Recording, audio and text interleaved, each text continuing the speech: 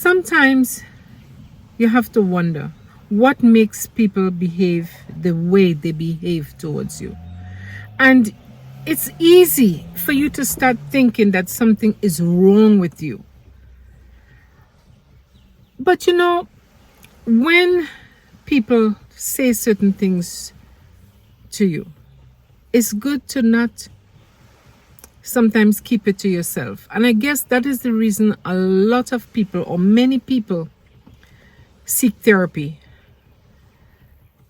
Because there are things that are not clear to them and they feel like they need some kind of help. There are many people in this world who are just so sorry. I call them sorry people. The people who have nothing to look forward to in their lives. And they always attacking people or trying to make someone feel like something is wrong with that person, with you. Ever experienced that? And you ask yourself, is it me? No, it's not you. It's that, hello. It's that those people, there might not be many of them in the world. Oh, Sister, I'm saying, Sister Marcia? Me? No, I'm not Sister Marcia. Oh, okay.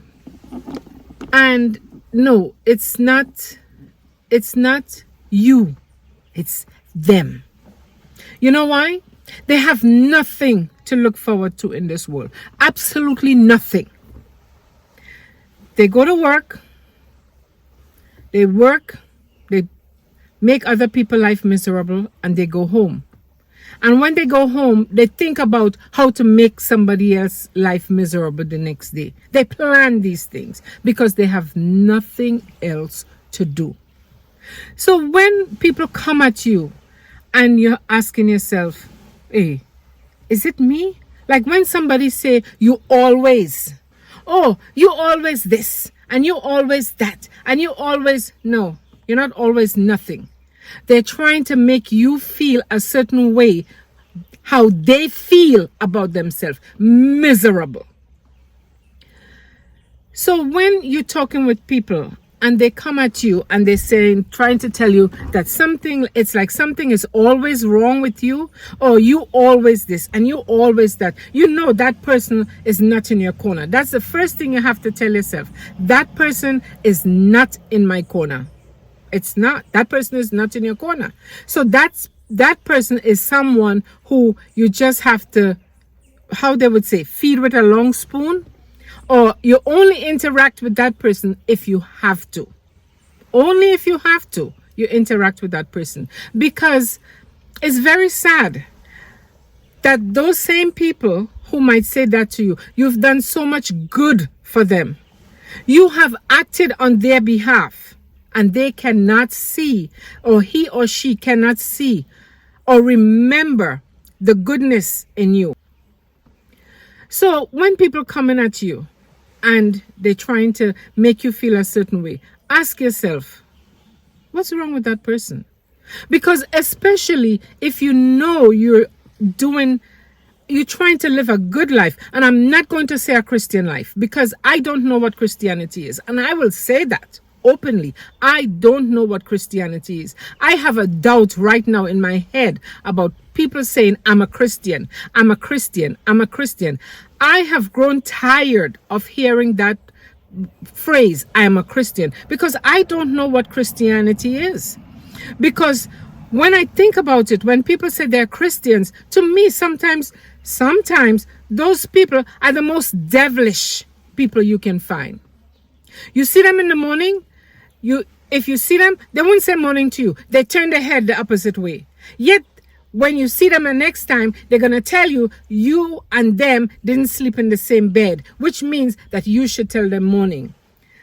And that same person, when you see them the next time, it's like you don't exist. Hey, which one? Which one do you want to be? Do you want to be a person personable person towards me that I can give you the same respect? Or do you want to be that person who you feel like you can talk to me when you want to and you don't talk to me when you don't want to? You see what I'm saying? And I switch off a little bit because I'm saying I don't know what Christianity is. I don't know. I don't want to know. I'm not trying to find out. That's it. If anybody is upset with me to want and say to me, well, if I knew God, I would know what Christianity is, that's on you. I know myself, and I know what I stand for, and I know what I know. I don't want to say what I believe, what I know. Okay? And I can only go on the little knowledge I have. Coming back to people now. So when people try to make you feel a certain way, you have to think about that person. What does he or she have going for them right now? Do they have a family? Any children? Any grandchildren? A husband? Even though a husband or a wife doesn't make your life complete. But it's a big contribution to your life. Believe it or not. Being single is good. Yes. But I believe, not I believe, I know. I don't want to say I believe. Is I know that being with a partner who is supportive and is there for you and you are there for that person is a plus. Even if it's not a marriage, but it's a relationship, it's a plus. Being in a relationship, it's a plus. So when you have that person who is coming to you or coming towards you with negativity and trying to, and I have to say that's what they're trying to do. They're trying to make you feel as miserable as they are, those people. Don't internalize what they say to you. Think back. What do they have going for them? And I'll tell you the next thing too. Sometimes when people see you shining or when people know you shining, sometimes people might be talking nicely about you. It upsets them because that's not what they want. They want everybody to be talking about you in such a negative way. Even they know. They don't like when people talking nice about you. So they have to come in to say something to you, to bother you, to make you feel like, yes, you're something is wrong with you. Listen to me. I know there are many people in this world who experience those kinds of situation. Meeting people in this world who you have to work with. Sometimes even live with. They're in your household. They're in your job. They're in the church. The same Christians. Yes. I'm going to say it. They come at you. They attack you. They provoke you because they want you to behave out of character so that they now can go and talk about you. Am I talking sense or am I talking nonsense?